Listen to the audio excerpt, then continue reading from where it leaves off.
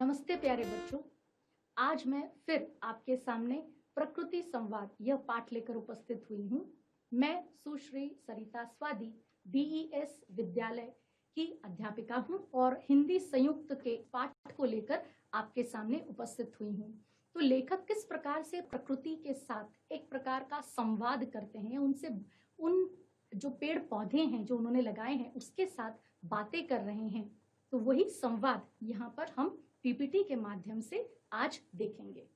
तो पाठ का नाम है प्रकृति संवाद रामदरश मिश्र द्वारा। तो बच्चों, स्क्रीन पर आप देख सकते हो पाठ का नाम है प्रकृति संवाद और लेखक का चित्र भी आप देख सकते हो, डॉक्टर रामदरश मिश्र, जिनका जन्म 15 अगस्त 1924 में हुआ था। हिंदी के प्रतिष्ठित साहित्यकार हैं। ये जितने समर्थ कवि हैं उतने ही समर्थ उपन्यासकार और कहानीकार भी। इनकी लंबी साहित्य यात्रा समय के कई मोड़ों से गुजरती है और नित्य नूतनता की छवि को प्राप्त होती गई है। ये किसी वाद के कृत्रिम दबाव में नहीं आए, बल्कि उन्होंने अपनी वस्तु और शिल्प दोनों को सहज ही परिवर्तित होने दिया।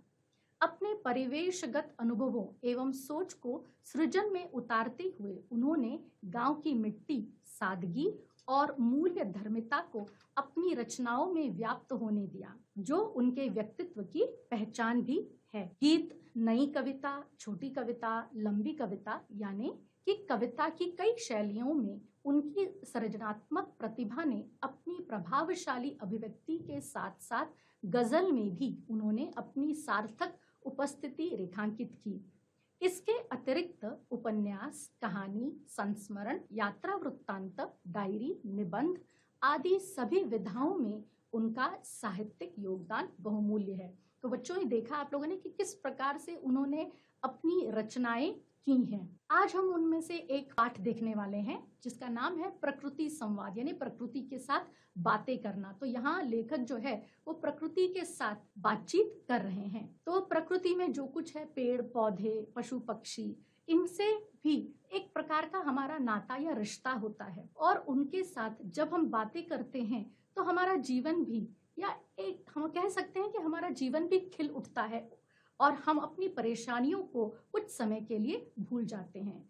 तो चलते हैं कि किस प्रकार से लेखक यहाँ पर अपने आसपास जो भी पेड़ पौधे उन्होंने लगाए हैं अपने बगीचे में, उनसे वो किस प्रकार से संवाद करते हैं और किस चीज का अनुभव वे कर पाते हैं, अंत में वो हम देखेंगे। कुछ नहीं हो पा रहा है, समय ऐसे ही गुजरा जा रहा है। कभी गर्दन का तनाव बेहद पीड़ित करता है, कभी दोनों कलाइयों में दर्द होने लगता है, तो प्रकृतिस्थ नहीं रह पाता। यानी यहाँ पर लेखक कह रहे हैं कि अब उनकी कुछ उम्र भी हो चली है और इसलिए न जाने कितने ही रोगों ने उन्हें ग्रस लिया है। कभी गर्दन में दर्द है, तनाव है, कलाइयों में दर्द है और न जाने क्या क्या उन्हें हो रहा है। रात भर दर्दों का आपस में संवाद होता रहता है, फिर भी न जाने किसकी दुआ है कि सो जाता हूँ। नींद आती रहती है, जाती रहती है और रह रहकर टूटने के बावजूद उसमें लय बनी होती है। इन्हें लेखक कह रहे हैं कि ऐसा लगता है मानो रात को जो शरीर में जो दर्द है वे आपस में उनका संवाद हो रहा है और वे सोचते हैं कि जरूर किसी की दुआ होगी कि मैं रात को सो भी पाता हूँ इन चीजों के बावजूद। और नींद जो है वो कभी आती है, कभी टूटती है, फिर लगती है। इस प्रकार से अनुभव वे कर रहे हैं। सुबह उठता हूँ तो थोड़ी ताजगी महसूस होती है। यदि सुबह को ठंडी हवा चल रही होती है तो मन में ताजगी का स्पंदन महसूस होने लगता है। लेखक कह रहे हैं कि ठंडी हवा अगर उसका अनुभव वे करते हैं तो मन और शरीर दोनों में अलग से स्पंदन महसूस करते हैं, धड़कन महसूस करते हैं। उठता हूँ तो सरस्वती जी घर के उनके प्रभाती कार्य निपटा चुकी होती हैं और मुझे देखते ही चाय हाजिर कर देती हैं। यानी वो जो है वो चाय उनके लिए हाजिर कर देती हैं, उनकी पत्नी सारे काम निपटा कर। नित्य कर्म से निवृत्त होकर और चाय पीकर आंगन और गैलरी में टहलने लगता हूँ। आज भी यही क्रम शुरू हुआ। यानी लेखक कह रहे हैं कि अब जो है निवृत्ति का जीवन बिता रहा हूँ, या और उसके बाद तो सुबह सुबह उठकर बहुत यहाँ वहाँ जाना नहीं होता है, तो क्या करता हूँ, यहाँ वहाँ टहलता हूँ, गैलरी में घूमता हूँ, चाय पीता हूँ और यही मेरा नित्य क्रम चल रहा है। फिर आगे कहते हैं, सामने के बड़े गमले में गुंबद का आकार ग्रहण किए दवनों ने अपनी महक और हरितिमा से मेरा मन अपनी ओर खींच लिया। यानी वो कहते हैं कि सामने उनके कुछ गमले हैं, गुंबद का आकार, गुंबद यानी एक गोल डोम की तरह जिसको इंग्लिश में कहेंगे, वहां दिख रहा है कि दवनों ने, दवन यानी दवना इसको मराठी में कहते हैं, उसकी महक आपको मालूम होगी कि किस प्रकार से वो महकता है और आसपास का वातावरण भी उसके कारण महक उठता है। और हरितिमा यानी हरियाली, हरितिमा से मेरा मन अपनी ओर खींच लिया, यानी उस दवन जो लगे हुए हैं उनको अपनी ओर आकर्षित किया है अपनी हरियाली से। मैंने उन्हें अपनी बाहों में भर लिया, हथेलियां महक से गमगमा गई, यानी उनके हाथों में भी वो खुशबू आने लगी, सांसों में महक गुनगुनाने लगी, यानी केवल हाथ ही नहीं तो उनके सांसों में भी वो महक गुनगुनाने लगी। शीतला माई के स्वागत में गाया जो गीत मैं बचपन में सुनता रहता था वह मेरी यादों में जाग उठा। यानी ये इन चीजों का अनुभव कर उन्हें कुछ चीजें याद भी आई कि बचपन में वे गीत गुनगुनाते थे। तो कौन सा था? हमारे दुअरवा मैया दवना तरुववा हो, इस प्रकार से कुछ पंक्तियां वे अपनी भाषा में गुनगुनाते थे। एकाएक देखा कि पास के गमले में काली तुलसी जी मुस्कुरा रही है। ने देखो किस प्रकार से उन्हें लग रहा है कि वो जो सारे पेड़ पौधे जो आसपास उनके लगे हैं वे उनसे बातें करने के लिए उत्सुक हैं। और जैसे कि तुलसी, उन्हें लग रहा था कि तुलसी जो है वहां पे, काली तुलसी, कृष्ण तुलसी जिसे कहेंगे, वो क्या कर रही है? मुस्कुरा रही है। प्रणाम माते कहकर मैं उनके पास चला गया और वे कहा, वे तुलसी के पेड़ के पौधे के पास आ गए और उन्होंने उस माता को, तुलसी को हम माता कहते हैं, तो उसे प्रणाम किया। प्रणाम माते कहकर मैं उनके पास चला गया। कुछ देर उन्हें निहारता रहा और महसूस करता रहा कि मेरी रगों में उनका रस दौड़ रहा है। इन्हें उन्होंने क्या महसूस किया? जैसे कि तुलसी का जो रस है वो उनके शरीर में दौड़ रहा है। मेरी ही रगों में क्यों, पूरे परिवार की रगों में। इन्हें आपको मालूम है कि तुलसी का पेड़ किस प्रकार से औषधि माना जाता है और इसका आंगन में होना घर के आसपास के वातावरण को भी शुद्ध और स्वच्छ रखता है। तो वो किस प्रकार से महसूस कर रहे हैं कि उनके ही रगों में तुलसी का रस नहीं तो पूरे परिवार में ही, परिवार के जितने भी उनके जन हैं उनके रगों में भी उसका रस दौड़ रहा है। ले लो, आवाज आई और मैंने आज की दवा के लिए कुछ पत्तियां उनसे मांग ली। यानी तुलसी का जो पेड़ था वो किस प्रकार से कह रहा है कि ले लो, मेरी पत्तियां ले लो। तो ये आवाज सुनते ही उन्होंने क्या किया? हमेशा की तरह उन्होंने दवा के लिए जो वो तुलसी की पत्तियां लेकर मांग ली और उसे वे खाने लगे। आंगन में स्थित पार्क की दुनिया बड़ी छोटी है, उसी में एक के बाद एक परस्पर पेड़ पौधे आलिंगित से खड़े हैं। इसका अर्थ क्या है कि कवि के पास बहुत बड़ी जगह नहीं है, छोटी सी जगह है जिसमें उन्होंने कई पौधे लगाए हुए हैं और ऐसा लगता था, इतने पास पास रखे हैं कि ऐसा लगता था कि मानो सब पेड़ पौधे जो हैं वे आपस में आलिंगित हैं, एक दूसरे को आलिंगन कर रहे हैं। उसके बाद तुलसी से बतिया ही रहा था कि मीठी नीम ने हल्के से आवाज दी। उसने देखा उसकी हरी हरी पत्तियां हवा में हल्के हल्के फरफरा रही थीं। यानी जब तुलसी से बातें कर रहे थे तो अचानक ही वहां पर जो मीठी नीम, जिसको मराठी में हम कहते हैं कड़ी पत्ता, तो वो जो है वो भी उनसे कुछ कहने लगा। उसकी हरी हरी पत्तियां हवा में हल्के हल्के फरफरा रही थी और वह फरफराहट मेरे भीतर उतर रही थी। यानी उन्हें ऐसा लगा कि वो जो पत्तियां हैं वो हिल रही हैं, उनमें कुछ आवाज आ रही है और वही आवाज उनके अंदर से भी उन्हें महसूस होने लगी। उसने कहा, कई दिनों से मैं तुम्हारे चौके में नहीं गई। यानी वो कड़ी पत्ता का पेड़ क्या कह रहा है या मीठी नीम का पत्ता क्या कह रहा है? वो कहता है कि कई दिनों से मैं तुम्हारे चौके में नहीं गई। चौके में यानी तुम्हारी रसोई में मेरा इस्तेमाल नहीं हुआ है। कड़ी खानी छोड़ दी है? वो पूछती है कि कड़ी खानी छोड़ दी है, क्योंकि अक्सर हम कड़ी में ही इसका इस्तेमाल करते हैं। क्यों? मैं हंसा। नहीं नहीं, ऐसी बात नहीं है। यानी वो कहने लगे लेखक कि नहीं, ऐसी कोई बात नहीं है, हर चीज का अपना समय होता है ना। तुम तो वैसे ही मुझे बहुत अच्छी लगती हो। यानी वो कहते हैं कि हर चीज का एक समय होता है और जब कड़ी बननी होगी तो जरूर बनेगी और तुम्हारा इस्तेमाल अवश्य ही होगा। तुम तो वैसे ही मुझे बहुत अच्छी लगती हो। पेट की बात छोड़ो, आंखों में तो तुम हरदम मोहक हरियाली बनकर छाई रहती हो। यानी वो उसे भी, उसके साथ भी वो मीठी मीठी बातें कर रहे हैं। कहते हैं कि देखो, तुम तो मेरे लिए वैसे ही बहुत मुझे अच्छी लगती हो और तुम्हारी सुगंध और तुम्हारा हरियालापन हमेशा मेरे मन में जगा रहता है। उसके बाद चिड़चिड़िया चहचहा उठी। यहाँ जो आपस में चिड़िया थी वो भी चहचहाने लगी। फिर समूह में फुर्र से उड़ी और आकाश में पंखों व स्वरों की एक लय बन गई। फिर वे लौट आई।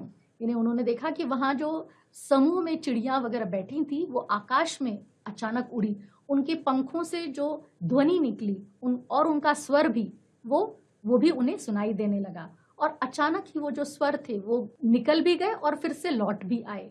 हाँ, उनके आश्रय की तरह यह हरसिंगार का पेड़ कितना खुश हो रहा है।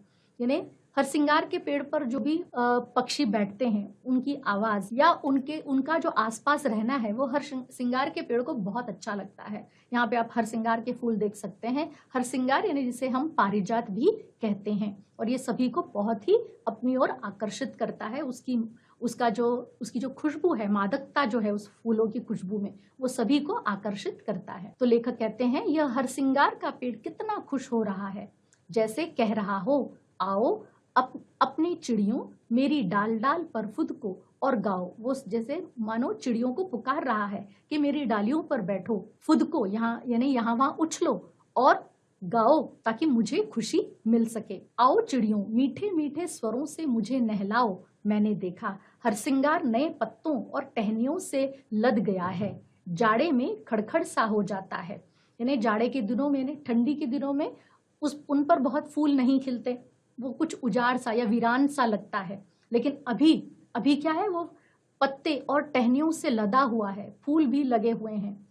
कभी कभी डर लगता है कि यह सूख तो नहीं रहा है।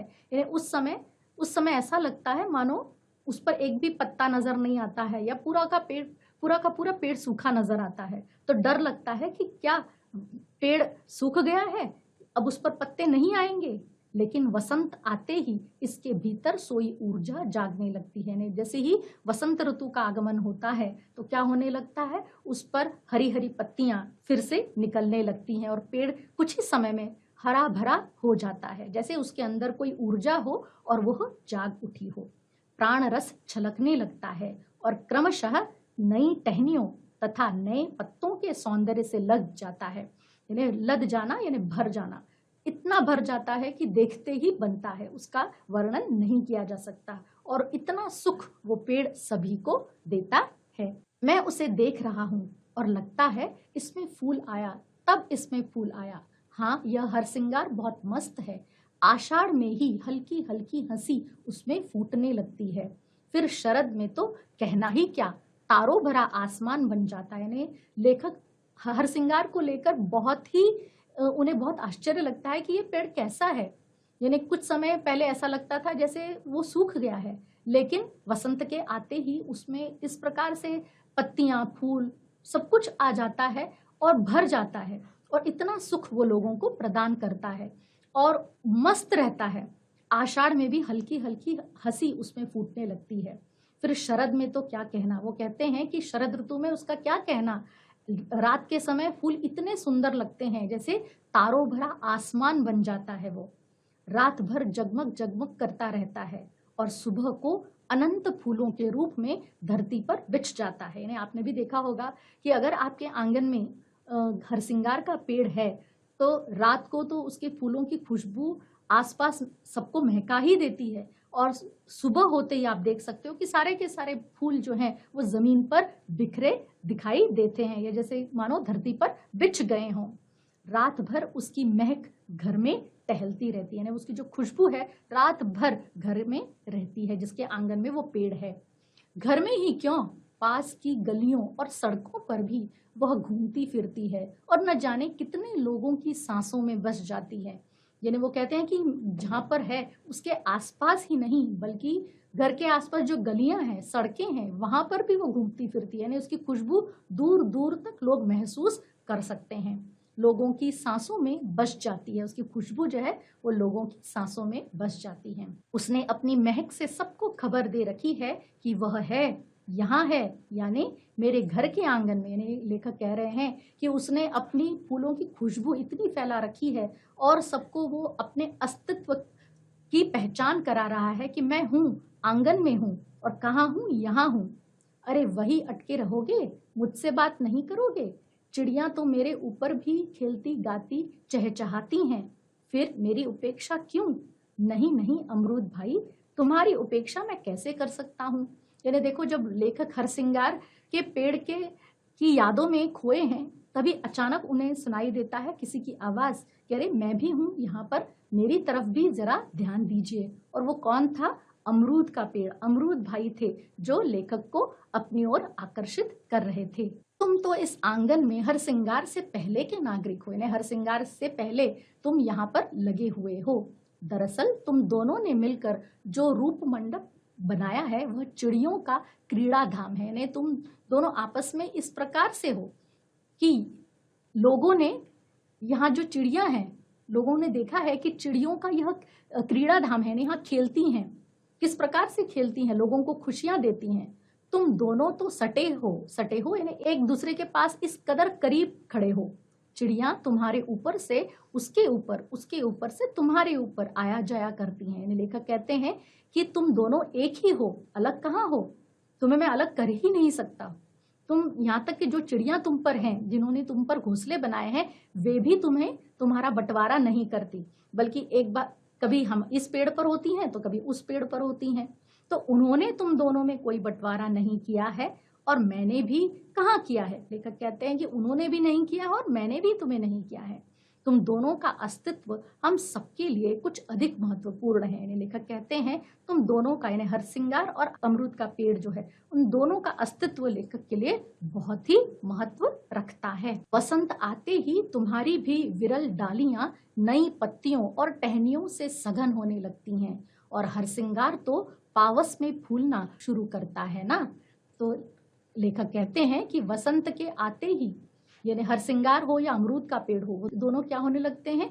फलने फूलने लगते हैं। तुम तो चैत लगते ही बौराने लगते हो। यानी वो कहते हैं कि जैसे ही चैत का महीना आता है तुम बौराने लगते हो, यानी तुम पर फूल आने लगते हैं, फल आने लगते हैं, खिल उठते हो। महकते हुए नन्हे नन्हे सफेद सफेद फूलों से तुम्हारा वजूद जगमगा उठता है और छोटे छोटे फल फूलों के भीतर से बढ़ने झांकने लगते हैं। धीरे धीरे तुम्हारे फलों में मिठास आने लगती है। यानी क्या होने लगता है? जो अमरूद जो छोटे छोटे अमरूद दिख रहे हैं वो बड़े होने लगते हैं और उनमें मिठास होने लगती है। और आषाढ़ आते आते चिड़ियों की चहचहाट में तुम्हारे फलों की मिठास भर जाती है। यानी वो कहते हैं कि आषाढ़ का महीना आते ही चिड़ियां तुम पर इतनी चहचहाने लगती हैं क्योंकि वो भी फलों का आनंद लेती रहती हैं और तुम्हारे फलों की मिठास और भी बढ़ जाती है। कहते हैं ना कि अगर अमरूद के फल को, यानी अमरूद का जो फल पका होगा तो कैसे पहचाना जाए? अगर कोई पक्षी उस पर चोंच अपना मार देता है तो ऐसा लगता है कि वो फल जो है वो सबसे मीठा होता है, क्योंकि उसकी मिठास पहले उन्हें समझ में आती है। उसके बाद वे तुम्हारी डाल डाल पर नाच नाच कर भोज महोत्सव मनाने लगती है। यानी चिड़िया जो हैं वो तुम पर नाच नाच कर भोज महोत्सव, जैसे उनके लिए कोई एक ट्रीट जिसको कह सकते हैं इंग्लिश में, उनके लिए एक भोज है, वहां पर उसका आनंद वे ले रहे हैं। हम लोग भी तो तुम्हारे फलों का प्रसाद पाते रहते हैं। यानी तुम्हारे फल जब हमें मिलते हैं तो प्रसाद के रूप में ही मिलते हैं और हम उसका आनंद उठाते हैं।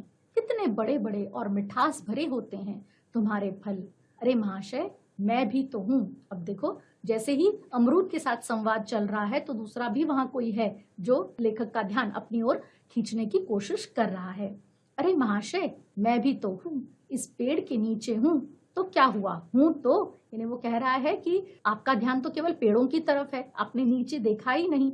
मैं भी नीचे हूँ, उस पेड़ की तरह नहीं तो कम से कम नीचे तो हूँ, जरा नीचे भी अपनी दृष्टि डालिए। अरे अरे अड़हुल प्यारे, मैं तुम्हें कैसे भूल सकता हूँ।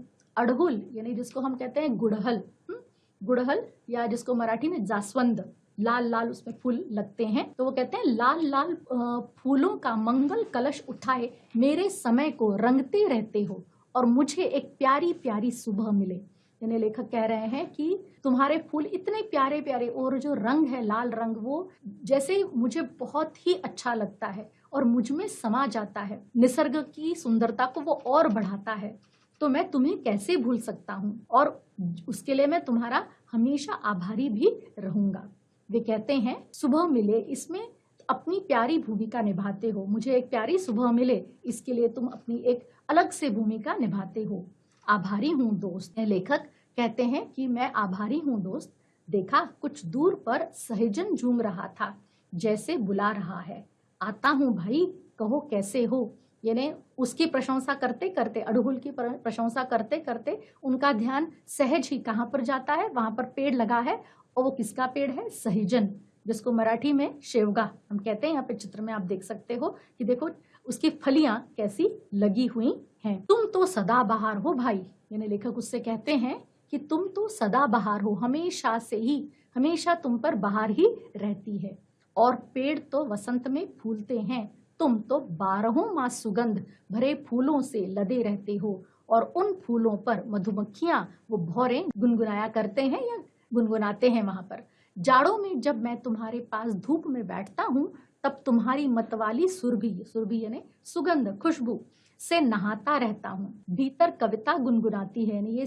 ये जो मेरे आसपास जो भी प्रकृति छाई हुई है या सौंदर्य है प्रकृति का, वो मुझे हमेशा से ही आकर्षित करता रहता है। इस प्रकार से लेखक कहते हैं भीतर कविता गुनगुनाती है। और अगर वो कवि और लेखक हो तो और भी उस 4 चांद लग जाते हैं कि उनमें रचनाएं अपने आप ही बनने लगती हैं। बाहर तुम्हारे फूल और 12 मास तुम फलियों से लदे होते हो। वे फलियां मेरे घर से लेकर पड़ोस तक अपना स्वाद बांटती रहती हैं। यानी मेरे घर में तो न जाने उसकी कुछ ना कुछ चीजें बनाई जाती हैं, व्यंजन बनाए जाते हैं कुछ ना कुछ तो, और केवल मेरे ही घर में नहीं, तो मैं जब दूसरों को भी जब उसे बांटता हूँ तो उनके घर से भी उसकी खुशबू आती रहती है। आप ऊंचे लोगों को ही देखते रहेंगे, हम छोटे हैं तो क्या, हम भी तो हैं। यानी देखो नीचे जो छोटे छोटे गमले हैं वे भी लेखक को पुकार रहे हैं और कहते हैं कि अब तक क्या तुम केवल ऊपर ही देखते रहोगे, नहीं ऊंचे लोगों से ही बात करोगे, हमसे बात नहीं करोगे।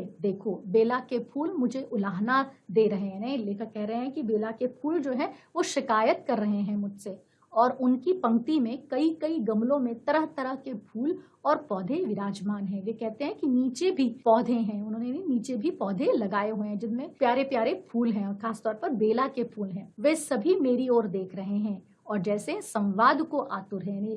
जिस प्रकार से मैं तुम बड़े पेड़ों के साथ बात कर रहा हूँ, वे छोटे छोटे पौधे भी मुझसे बात करने के लिए उत्सुक। मैंने कहा नहीं मेरे प्यारे फूलों, मैं तो स्वयं छोटा आदमी हूँ और छोटे लोगों के बीच ही जीवन यात्रा की है, उन्हें भरपूर प्यार दिया है और पाया है। तुम लोग तो मेरे परिवार के सदस्य हो। वे पौधों से कहते हैं, गमलों में जो पौधे हैं, फूल हैं छोटे छोटे, उनसे वो कहते हैं कि मैं भी एक सामान्य इंसान हूँ, छोटा आदमी ही हूँ, और यात्रा छोटे लोगों में ही की है, और तुमसे बहुत प्यार पाया भी है, और तुम्हें प्यार मैं करता भी हूँ। तुम लोग तो मेरे परिवार के सदस्य हो, यानी तुम भी मेरे परिवार के सदस्य हो। तुम्हारी आंखों में आंखें डालकर तुमसे हार्दिक संवाद करता रहता हूँ। 3 गमलों में बेला के पौधे विराजमान हैं, यानी वहां पे लगे हुए हैं। वे सफेद सफेद फूलों से जगमगा रहे हैं। फूलों से मादक सुगंध की हल्की हल्की धारा बह रही है और मेरी सांसों में समा रही है। यानी बेला के फूल बहुत ही, उनमें मादक सुगंध होती है और वे आसपास के वातावरण को भी महका देते हैं। बेला इसी मौसम में फूलता है। एक साथ न जाने कितने फूल उसके भीतर से फूट पड़ते हैं, बहुत सारे फूल एक इसमें आते हैं। लेकिन क्या विडंबना है कि शाम होते होते फूल मुरझा जाते हैं। बेला के ये जो फूल हैं ये शाम होते होते मुरझा जाते हैं, ये विडंबना है।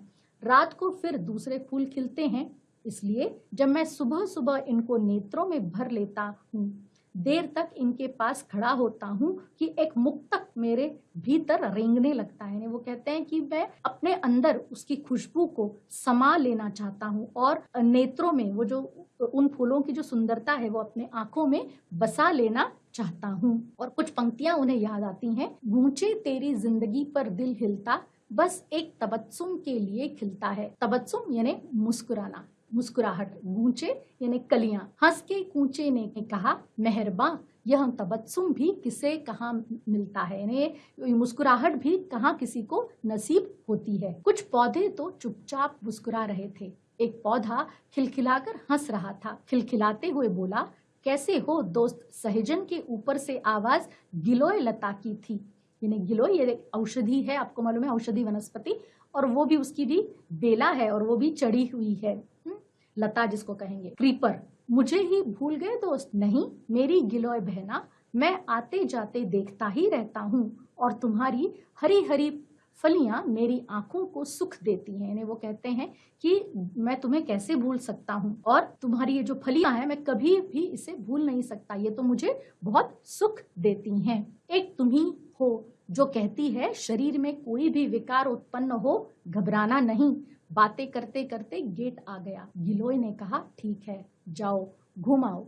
जब मैं गेट से बाहर निकला तब मैं भरा पूरा अनुभव कर रहा था। यानी लेखक किस प्रकार से कह रहे हैं कि गिलोय जो है वो ही एक ऐसी थी जो हमेशा उनसे कहती थी कि शरीर में कोई भी विकार हो घबराना नहीं, मैं हूँ, क्योंकि वो एक औषधि वनस्पति है और कई बीमारियों का इलाज भी है। इसलिए अक्सर कहा जाता है कि गिलोय का रस हो या उसकी वटी हो वो लेनी चाहिए। गिलोय ने कहा ठीक है जाओ घूम आओ, और लेखक से वो कह रही हैं कि जाओ घूम आओ। और इसके बाद लेखक ने अपने आप को एक भरा पूरा अनुभव प्राप्त किया। भरा पूरा अनुभव लेना यानी उन्हें अब ऐसे लगना जैसे वे पूरी तरीके से संतुष्ट थे कि उनका जो संवाद जो पौधों के साथ, फूलों के साथ, पेड़ों के साथ जो हुआ है उन्होंने उन्हें भरा पूरा कर दिया है और वे अत्यंत खुश होकर उस गेट से बाहर निकलते हैं। तो ये पाठ था। अब इसके बाद हम जरा इसका सारांश देखते हैं कि पाठ में क्या लेखक क्या कहना चाहते हैं। प्रकृति संवाद एक ललित निबंध है।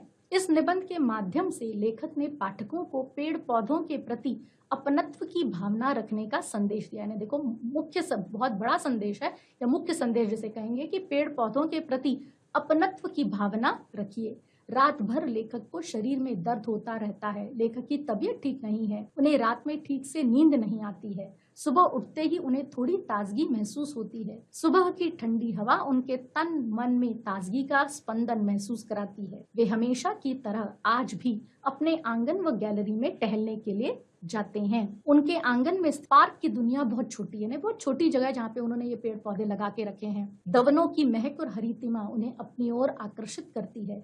वे तुलसी माता को मुस्कुराते हुए देखते हैं और उसे प्रणाम करते हैं, उससे बतियाते हैं, बातें करते हैं। फिर वे नीम की हरी पत्तियों से बातें करते हैं। नीम के पत्ते मानो लेखक से कह रहे थे कि बहुत दिनों से उसने कढ़ी बनाने के लिए उनके पत्तों का इस्तेमाल नहीं किया है। लेखक की नजर हरसिंगार की ओर जाती है। वो बहुत ही मस्त दिखाई दे रहा था। उसकी महक से स्वयं लेखक ही नहीं बल्कि गली से आने जाने वाले सभी लोग परिचित थे। पश्चात अमरूद का पेड़ लेखक से बातें करने लगता है। अमरूद का पेड़ लेखक के आंगन का सबसे पहला नागरिक है। अमरूद के पेड़ और हरसिंगार इन दोनों ने आपस में मिलकर एक रूप मंडप बनाया था जिस पर चिड़ियां खेलती हैं, गाती, चहचहाती हैं। लेखक को आषाढ़ के महीने में अमरूद पर जो फल आते हैं उनकी मिठास की याद आती है। उस पर चिड़ियों की चहचहाट से अमरूद के फलों की मिठास भर जाती है। अड़हुल के पौधे पर आने वाले लाल फूल भी लेखक को अपनी ओर खींच लेते हैं और वह उनसे भी बात करने लगता है। सदाबहार सहजन पर 12 मास सुगंध से लदे फूलों पर मधुमक्खियां और भौरे गुनगुनाती हैं। देखो किस प्रकार से लेखक उनका अनुभव कर रहे हैं। लेखक जाड़ों की धूप में उसकी छांव में बैठते हैं, तब वह उस पेड़ की मतवाली सुरभि से नहाते हैं। बेला के फूल भी लेखक का ध्यान अपनी ओर खींच लेते हैं। वे सफेद रंग के हैं और जगमगा रहे हैं। उन फूलों से मादक सुगंध की बहने वाली हल्की हल्की धारा लेखक के हृदय को प्रसन्न कर देती है। गिलोय लता के पौधे भी लेखक का हालचाल पूछते हैं। उनकी हरी हरी फलियां लेखक की आंखों को सुख देती हैं। इस प्रकार पेड़ पौधों से बातचीत करके लेखक जब गेट से बाहर निकलते हैं तो अपने आप को स्वयं हरा पूरा अनुभव करते हैं। उनकी हरियाली और उनकी जो भी प्रसन्नता है वे उसे लेखक को वो मिली हुई है और लेखक अत्यंत खुश अपने आप को महसूस करते हैं और स्वस्थ महसूस करते हैं जब वे गेट से बाहर निकलते हैं।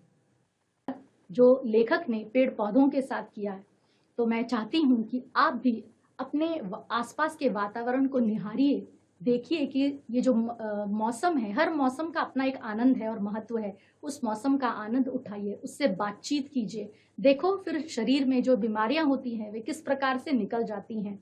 और जब हम एक दूसरे के साथ संवाद करते हैं तो ये एक सुख भी देने वाली होती हैं।